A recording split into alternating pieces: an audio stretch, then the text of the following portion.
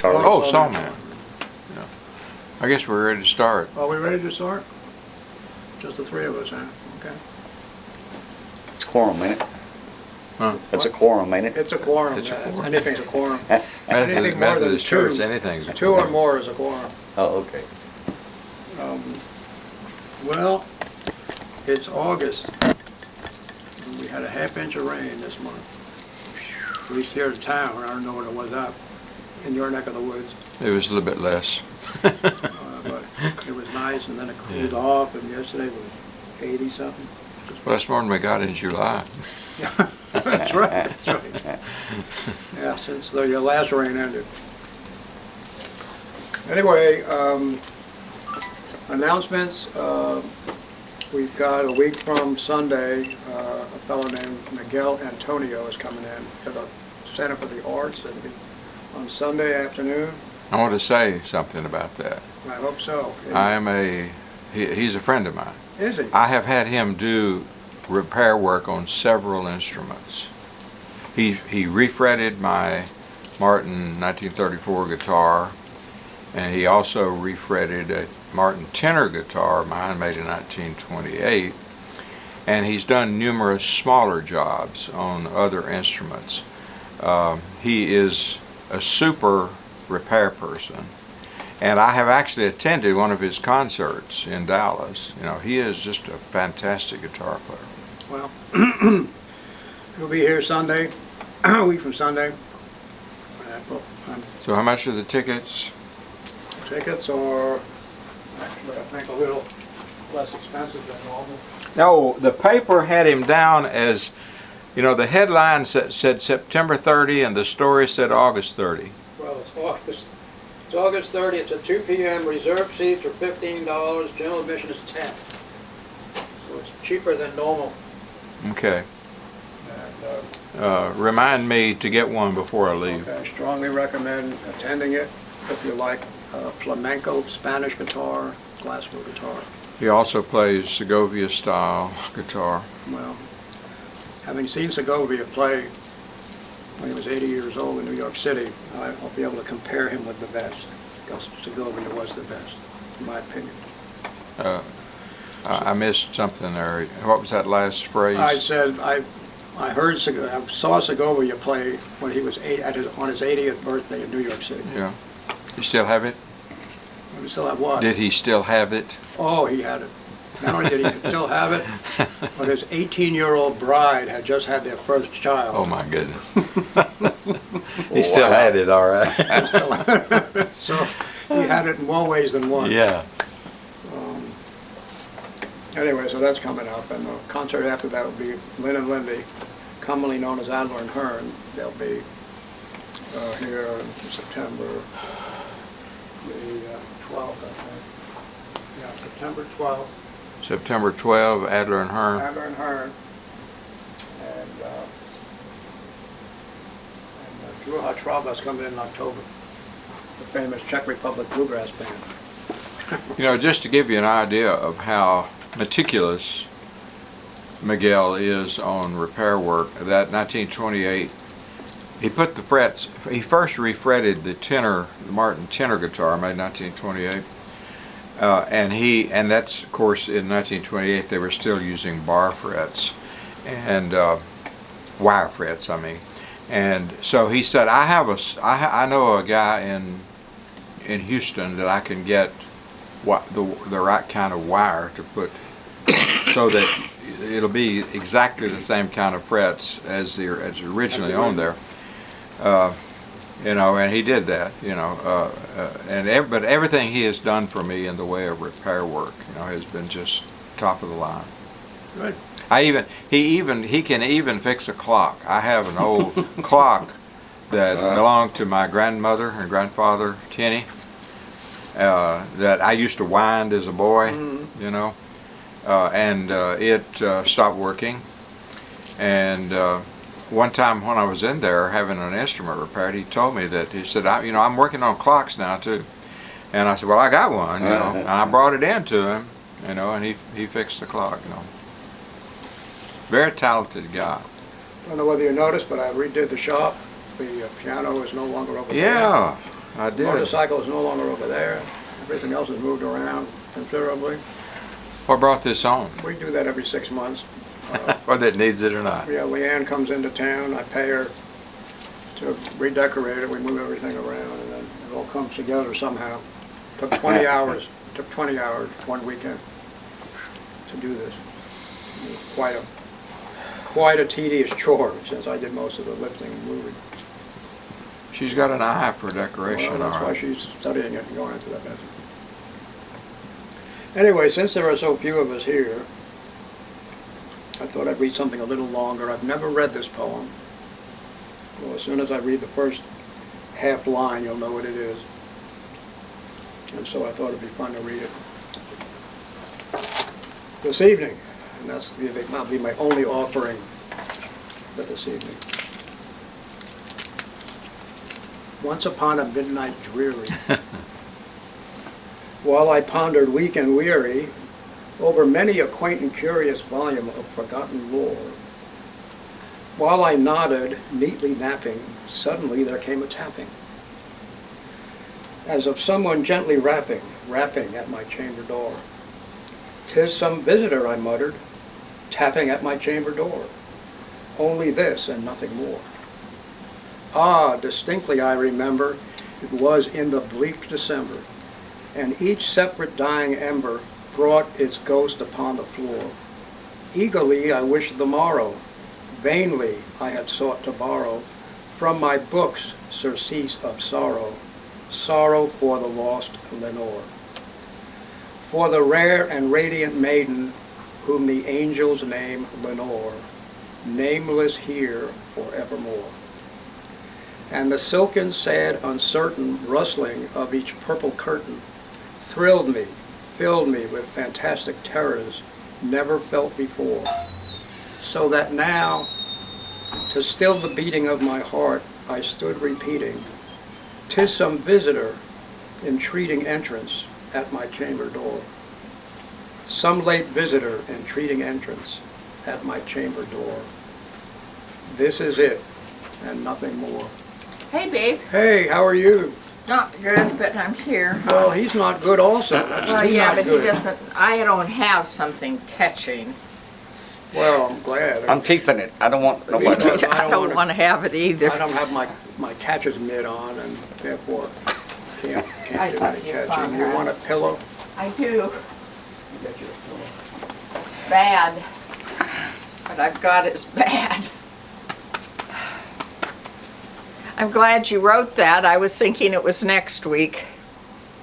Thank you. Yeah. I shared it on Facebook, so I The, cut and pasted. Laurent is out of town. Who?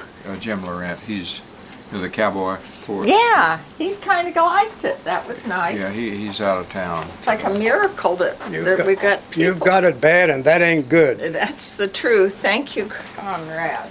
Thank you so much. Oh. I started reading The Raven. I'd never read The Raven before, so I'm 3 stanzas in. I'm going to continue from where I stopped.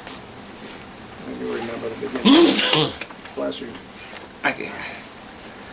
Presently my soul grew stronger, hesitating then no longer. "Sir," said I, or "Madam, truly your forgiveness I implore. But the fact is I was napping, and so gently you came rapping, and so faintly you came tapping at my chamber door, that I scarce was sure I heard you. Here I opened wide the door, darkness there and nothing more. Deep into the darkness peering, long I stood there, wondering, fearing, doubting, dreaming dreams no mortal ever dared to dream before. But the silence was unbroken, and the stillness gave no token, and the only word there spoken was the whispering word, Lenore. This I whispered, and an echo murmured back the word, Lenore. Merely this and nothing more. Back into the chamber turning, all my soul within me burning, soon again I heard a tapping, somewhat louder than before. "Surely," said I, Surely that is something at my window lattice. Let me see then where the is, and this mystery explore. Let my heart be still a moment, and this mystery explore. 'Tis the wind, and nothing more. Open here I flung the shutter, when with many a flirt and flutter, in there stepped a stately raven of the saintly days of yore. Not the least obeisance made he, not a minute stopped or stayed he, but with mine the lord or lady perched above my chamber door, perched upon a bust of Pallas just above my chamber door, perched and sat and nothing more. Then this ebony bird beguiling my sad fancy into smiling, but the grave and stern decorum of the countenance it wore. Though thy crest be shorn and shaven, thou, I said, art sure no craven, ghastly, grim, and ancient raven, wandering from the nightly shore. Tell me what thy lordly name is on the night's Plutonian shore. Quoth the raven, nevermore. Much I marveled this ungainly fowl to hear discourse so plainly, though its answer little meaning, little relevancy bore. For we cannot help agreeing that no living human being ever yet has blessed the seeing bird above his chamber door, bird or beast upon the sculptured bust above his chamber door, with such name as nevermore. But the raven sitting lonely on the placid bust spoke only that one word, as if his soul in that one word did he outpour. Nothing further than he uttered, not a feather than he fluttered, till I scarcely more than muttered, other friends have flown before. On the morrow he will leave me, as my hopes have flown before. Then the bird said, nevermore. Nevermore. Startled at the stillness broken by reply so aptly spoken, doubtless, said I, what it utters is its only stock and store, caught from some unhappy master, whom unmerciful disaster followed fast and followed faster, till his songs one burden bore, till the dirges of his hope that melancholy burden bore, of never, nevermore. But the raven, still beguiling all my fancy into smiling, straight I wheeled a cushioned seat in front of bird and bust and door. Then upon the velvet sinking, I betook myself to linking fancy unto fancy, thinking what this ominous bird of yore, what this grim, ungainly, ghastly, gaunt, and ominous bird of yore meant in croaking nevermore. This I sat engaged in guessing, but no syllable expressing to the fowl whose fiery eyes now burned into my bosom's core. This and more I sat divining, with my head at ease reclining on the cushion's velvet lining that the lamplight gloated o'er, but whose velvet violet lining with the lamplight gloating o'er she shall press, nevermore. Then methought the air grew denser, perfumed by an unseen censer, swung by seraphim whose footfalls tinkled on the turf's floor. Wretch, I cried, thy God hath lent me, by these angels he hath sent me, respite, respite, and nepenthe from the memories of Lenore.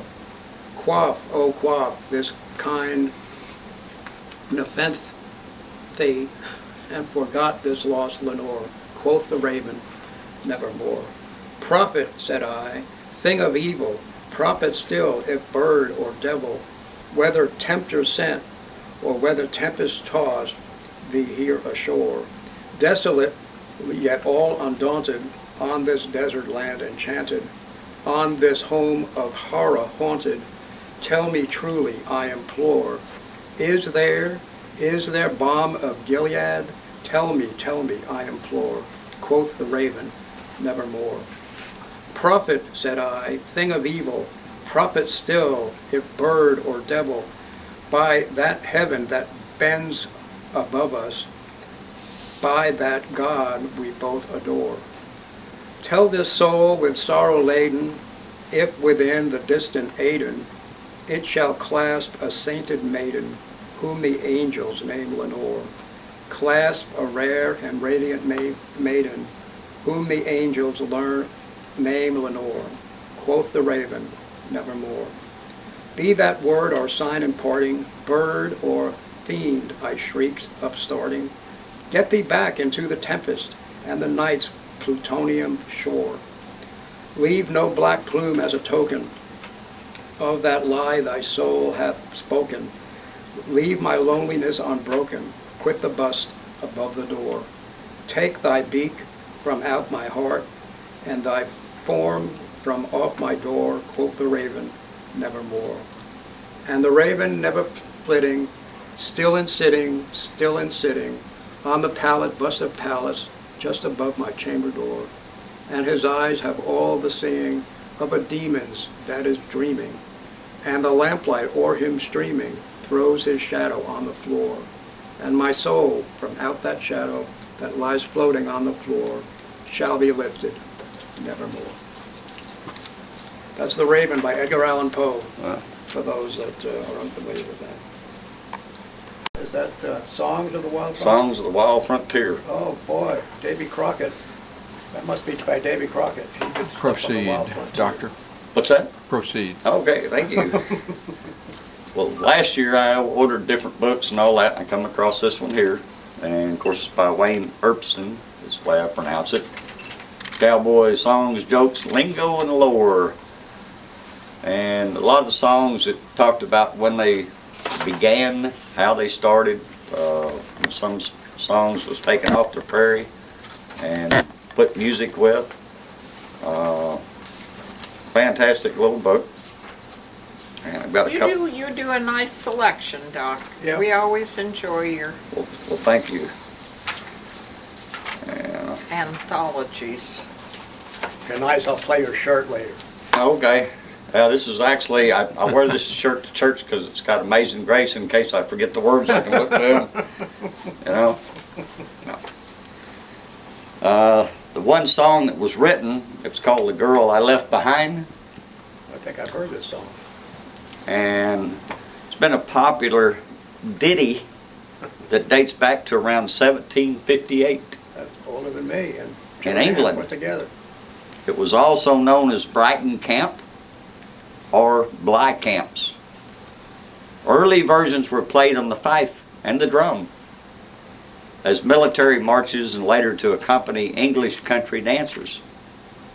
Unlike most tunes, the melody of The Girl I Left Behind was steadfastly resisted change, while various sets of words have been attached to it.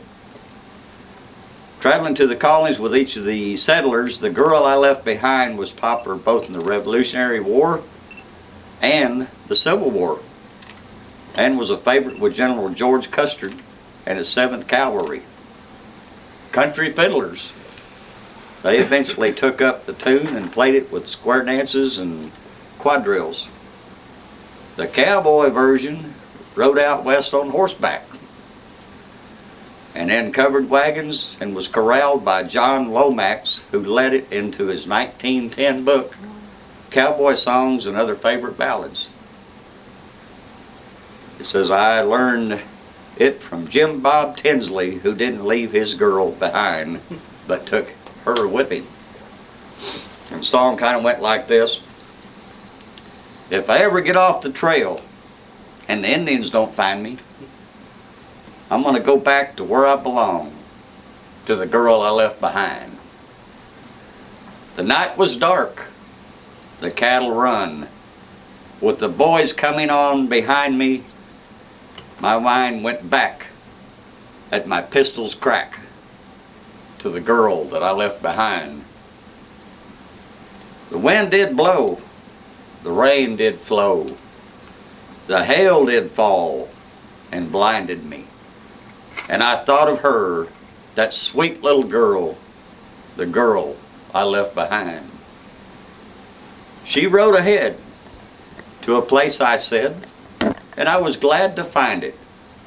She said, I'm true. When you get through, ride back and you will find me.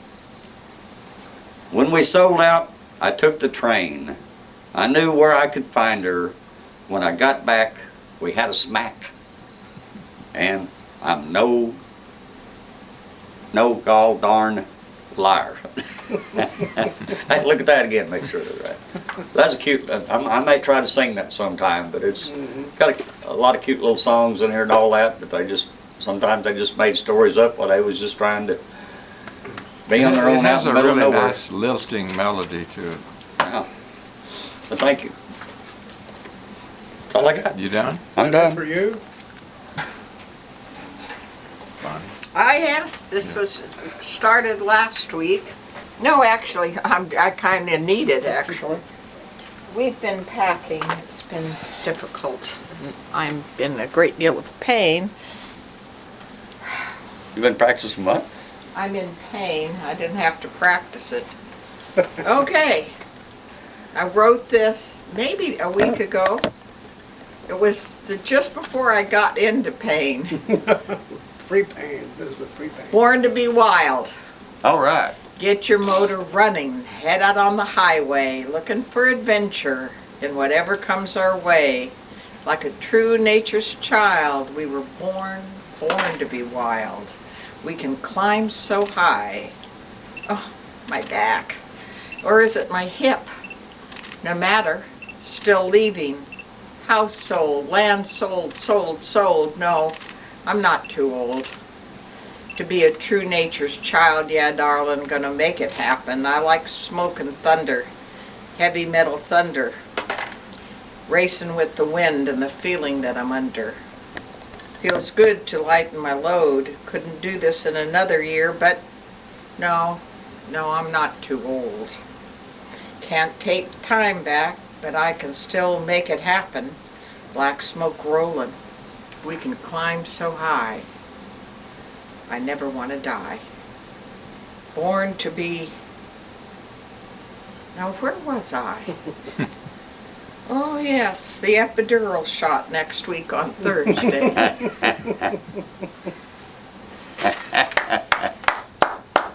So, we'll leave in a week. We'll be gone till April. You sold your place? We did. You did? Well, that's great. For some reason, our real estate guy did not want to tell me for sure that it had sold. It was a VA loan, and he kept saying, well, you never know about the appraisal. And he wouldn't even put sale pending on the internet. So 2 weeks before it was going to close, I said, I gotta get a mover. I've got to get a storage unit. Should I do it? Well, it always plays to be careful and play it safe. And so, right up to the week before it closed. And then we had to leave the house. We had to hand the key over. It wasn't one of these, then we'll take over next week. So So where are you staying? At the motel? no, yeah, the bed and breakfast. It's now, the farmhouse is now our house. You're renting your bed. It's no longer a bed and breakfast. It's our house. So we put everything we have in a 12 by 30 storage unit in Sulphur Springs, and I've loaded up the motor home, and I got the motor running. Great. All right. Head out on the highway. Well, when you're born to be wild, you better have your motor running. I was, Is it actually. Somebody local buy it or someone from out of town? Somebody from Fort Worth who has a survivalist instinct. He tells Donald that he has an elephant gun in his collection and a grenade launcher, so I think good. he's expecting Trouble. trouble. But if there is trouble, you could go to make friends and then go to his Go to house. his house. There you go.